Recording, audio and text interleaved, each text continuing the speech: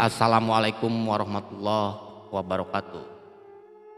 Jumpa lagi dengan saya Kang Bubun hanya ada di Pat Sekawan Channel. Kali ini saya membawakan sebuah kisah misteri yang berjudul Pesugihan Bang Mandor yang membawa petaka. Cerita ini sangatlah seru dan menegangkan. Jangan dilama-lamakan lagi, yuk kita simak ceritanya. Cekidot. Cerita ini berawal dari seorang anak muda yang terhimpit dengan ekonomi. Keadaannya pun sangat sederhana. Namun dia gemar berjudi. Dan ada uang sedikit pun dia langsung berjudi. Pada saat itu beliau ditagih oleh seorang rentenir ke rumahnya. Assalamualaikum. Waalaikumsalam, Pak. Ada apa ya, Pak? Ini saya dapat tugas dari kantor untuk menagih uang yang Bapak pinjam dari bank kami, Pak. Waduh, untuk saat ini belum ada, Pak. Yaitu Bapak sanggupnya kapan, Pak? Ya paling minggu-minggu depan lah, Pak. Bisa Bapak bikin perjanjian, Pak, untuk membayar minggu depan, Pak? Oh siap, Pak. Kalau misalnya minggu depan tidak ada, rumah ini akan saya sita, Pak. Waduh, ya udah deh, Pak. Nggak apa-apa. Kalau misalnya itu peraturannya, Pak, saya siap. Ya udah, saya pulang dulu ya ke kantor lagi untuk melaporkan kasus Bapak ini karena Bapak minta jatuh tempo bulan minggu-minggu ini, minggu depan.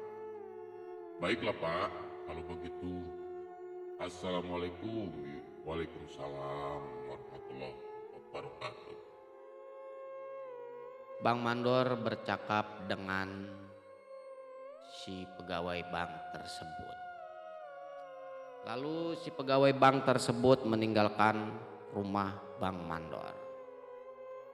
Dan akhirnya Bang Mandor pun merenung. Harus kemana jalan mencari uang. Dan dia pun bergegas ke rumah temannya yang bernama Ricky yang berada di kampung sebelah. Walaupun rumahnya jauh, jarak yang ditempuh melewati gunung dan hutan belantara. Karena tidak ada jalan buntu lagi, Bang Mandor ini berjalan kaki menyelusuri hutan dan kali. Hanyalah jalan satu-satunya ke desa tersebut hanyalah itu.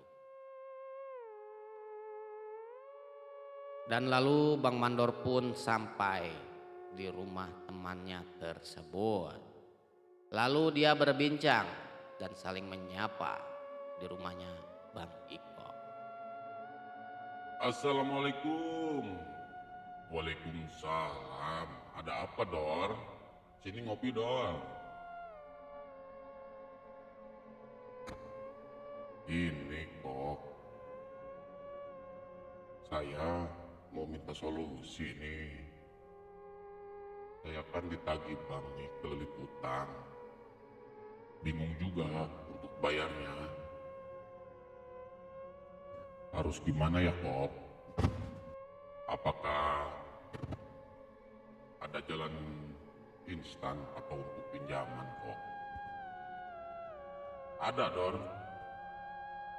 Adanya gimana? Maksudnya ini nguja aja. Waduh, nguja.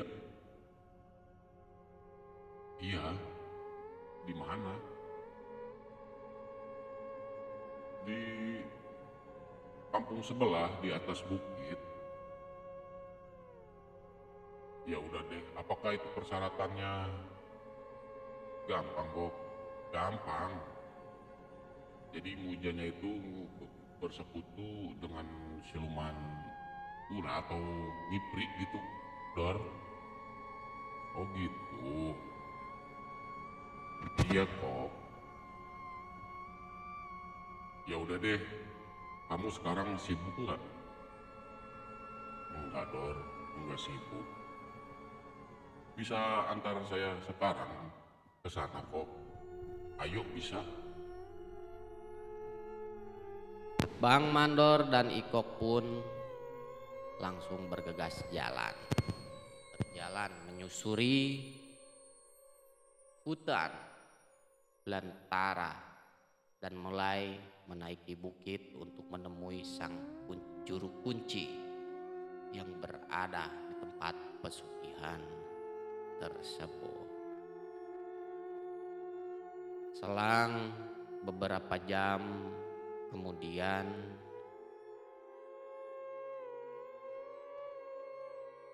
Bang Ikok sama Bang Mandor pun sampai di tempat pesugihan tersebut. Lalu dia berbincang dan menemui dengan kuncen tersebut untuk menanyakan sebuah persyaratan-persyaratan yang akan digunakan untuk pesugihan tersebut. Di mana kok tempatnya? Ini bentar lagi juga sampai kok, Dor, sabarlah. Tuh udah kelihatan di depan. Nah itu bak kucennya udah ada tuh kayaknya lagi di kebun. Ya udah, sekarang kita temui aja yuk. Ayo.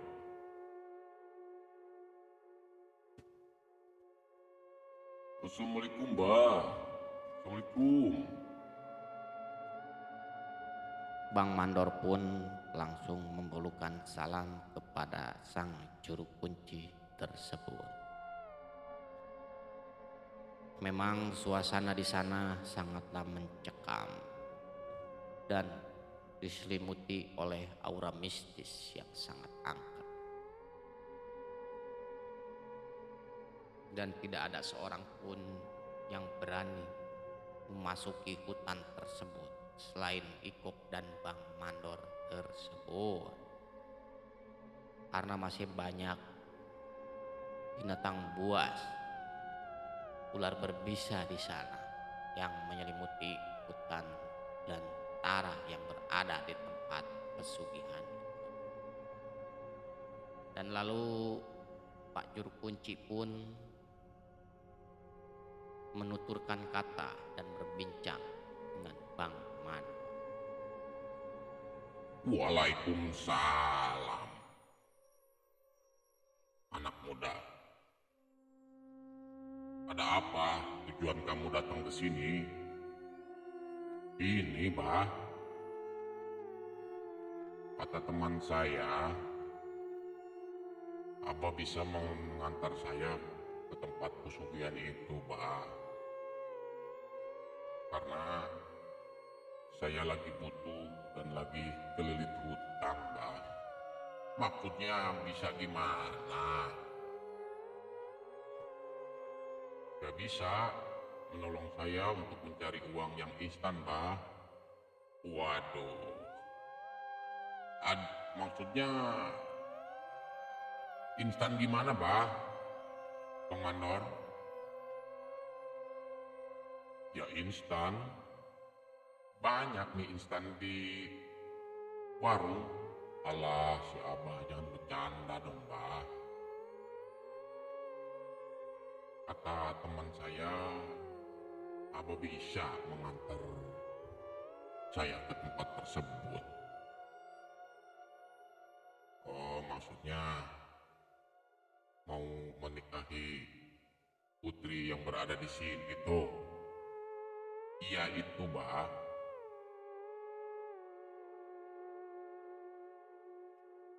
Baiklah, kalau misalnya kamu sudah siap, konsekuensi dan persyaratannya akan Abah antar ke tempat tersebut. Apakah benar kamu sanggup dengan persyaratannya? Emang apa aja, Bah? Kamu harus bisa menyiapkan kamar di rumah kamu tanpa kebisingan dan sunyi. Kedua, kamu harus melayani si putri tersebut karena itu adalah istri kamu yang sah dari alam gaib. Dan ingat, jangan sampai ada yang mengintip di rumah kamu, ya. Apakah kamu sanggup seperti itu, Do? Saya sanggup, Bah. Yang penting saya menghasilkan uang karena saya sudah benar-benar kepepet dengan keadaan tersebut. Dan satu lagi, kamu harus menyiapkan juga kemenyan dan bunga setaman di kamar tersebut. Dan ingat, jangan sampai kamu tergoda di waktu tempat yang berada di tempat itu. Ketika kamu bertapa, janganlah sekali kamu tergoda oleh makhluk-makhluk yang berada di sana atau masuk ke alam sana. Ingat itu. Baiklah, Bah. Akan saya laksanakan perintah Abah. Baiklah, kalau misalnya. Dan satu lagi nih, Bah, saya bertanya, saya kan ini bujangan nih, Bah, apakah bisa digauli oleh saya, Bah? Lah ya bisa dong, kan itu istri kamu. Oh iya, iya, iya, iya, iya, iya. Bercanda juga kamu, Dorkala. Alah. Lalu Bang Mandor pun bergegas berangkat dan dengan si Pak Juru Kunci tersebut. Namun si Ikok tidak boleh ikut, suruh menunggu di rumah Pak Kuncen. Malam pun, waktu pun berganti malam. Bang Mandor pun langsung bergegas berangkat jalan kaki dan membawa sebuah sesajen bermacam-macam ke bukit sebelah. Suasana angker menyelimuti di setiap langkah mereka. Dan sesekali terdengar suara-suara aneh yang menyelimuti keangkeran di hutan tersebut.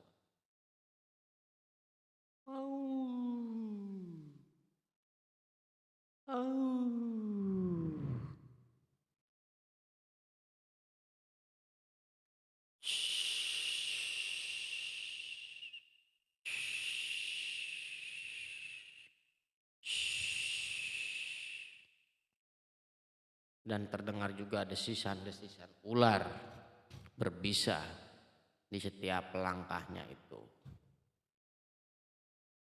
Bang Mandor pun sebenarnya di dalam hatinya itu bergetar hebat, takut.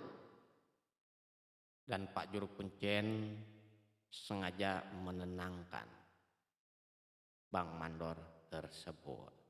Dan Bang Mandor pun berkata kepada Pak Juru Kunci, Bah, kok banyak suara-suara alaungan anjing hutan ya, Bah? serigala. Udah, jangan didengar. Itu hanya halusinasi kamu aja. Dan banyak sekali desisan ular, bah. Sebenarnya aku merinding nih, bah. Ya kamu mau dilanjut nggak nih? Main kaya nggak? Kalau pengen kaya ya udah, ayo berangkat. Baiklah, bah. Kalau seperti itu saya sudah bulat kok, bah. Seolah-olah raungan tersebut mengingatkan bahwa Bang Mandor, anak manusia tersebut, jangan sampai melakukan pesugihan itu. Namun apalah daya, yang dipikirkannya tersebut hanyalah sudah terbalut oleh uang dan uang atau kekayaan yang berada di pikirannya. Lalu Bang Mandor pun dengan Pak Juru Kunci sudah sampai di bukit tersebut. Dan duduklah mereka dan menyiapkan sesajen. Sesajen dan mantra pun mulai dirapalkan di tempat tersebut. Angin pun bertiup kencang menyelimuti badan Bang Mandor dan Pak Kuncen.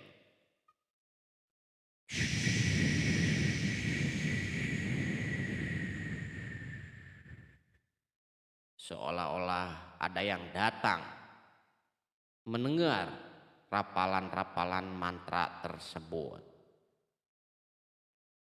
Sesudah itu merapalkan doa-doa mantra-mantra yang dirapalkan oleh Pak Kuncen, Bang Mandor pun disuruh duduk bersila di tempat tersebut.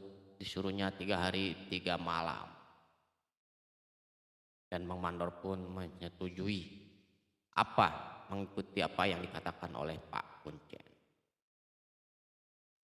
Sekarang kamu duduk bersila di sini bersemedi menunggu datangnya putri tersebut. Dan ingat sekali lagi pesan Abah, janganlah kamu tergoda oleh goda-godaan, apalagi kamu masuk ke dimensi lain. Jangan sampai seperti itu. Kalau tidak, resikonya tanggung sendiri kamu. Siap, Bah?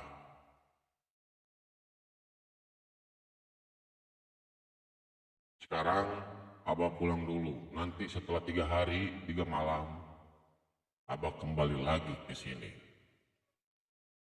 Baik, Bah. Dan kamu janganlah lari. Tetap diam di sini sebelum Abah datang. Baik, Bah. Assalamualaikum. Waalaikumsalam. Pak Kuncen pun lalu meninggalkan Bang Mandor. Dan tak sentak lama kemudian, suara-suara aneh, desisan ular, haungan harimau menyelimuti kemistisan, aura-aura mistis yang berada di hutan tersebut. Dan nyamuk-nyamuk pun mulai berdatangan seolah menggoda Bang Mandor. Memang tak selama beberapa lama kemudian, ular melilit besar di pohon beringin itu.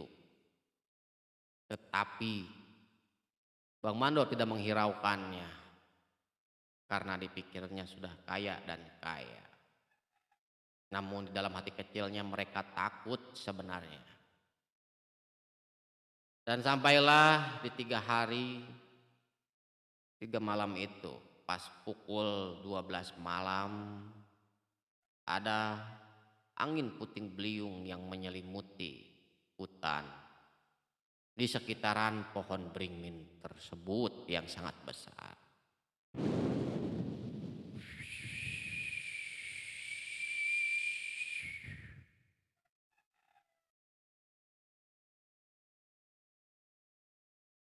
Waduh, apa itu? Hei, anak manusia, apakah kamu sudah bulat pengen menikahiku? Iya, Nyi Ratu. Karena aku lagi kelilit utang ini. Apapun resikonya akan saya tanggung sendiri ini, Nyi Ratu. Baiklah, kalau seperti itu kamu sudah bulat. Sekarang masuklah ke alamku. Hei, anak manusia, Bang Mandor pun termenung sebentar dan ingat apa yang dikatakan Pak Kuncen. Tidak boleh tergiur masuk ke alamnya. Namun Bang Mandor pun tidak menghiraukan apa yang dikatakan oleh Pak Kuncen tersebut. Karena kecantikan dan aura si wanita tersebut sangatlah cantik dan menggairahkan di mata Bang Mandor. Lalu Bang Mandor pun ikut ke alamnya. Hanyalah yang tersisa hanyalah baju, jaket, buku, dan celananya di tempat tersebut. Dan Bang Mandor pun raib memasuki dimensi tersebut. Dan tak selang beberapa lama pagi pun menyingsing dan Pak Kuncen pun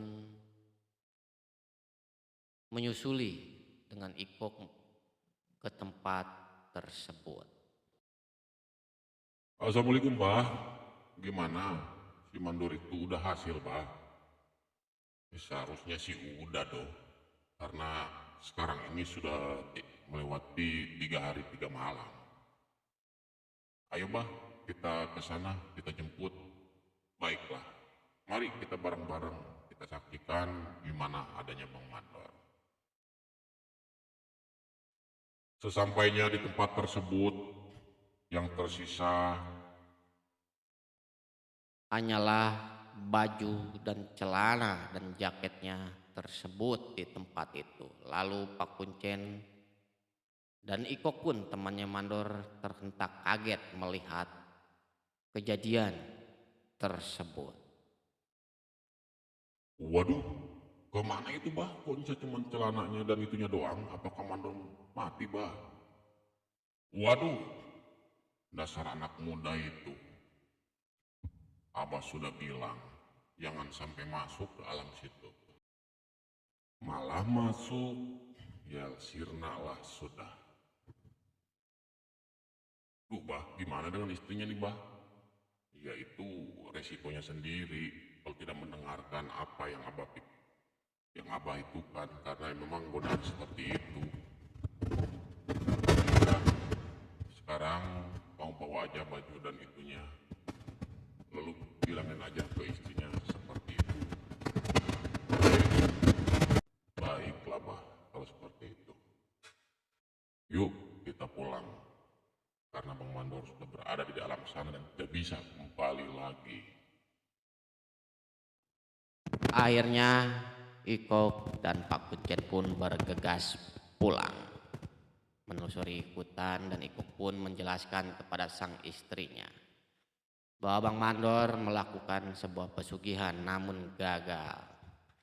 Dan dia pun sekarang sudah berada di alam gaib dan tidak bisa kembali lagi ke dimensi nyata ini.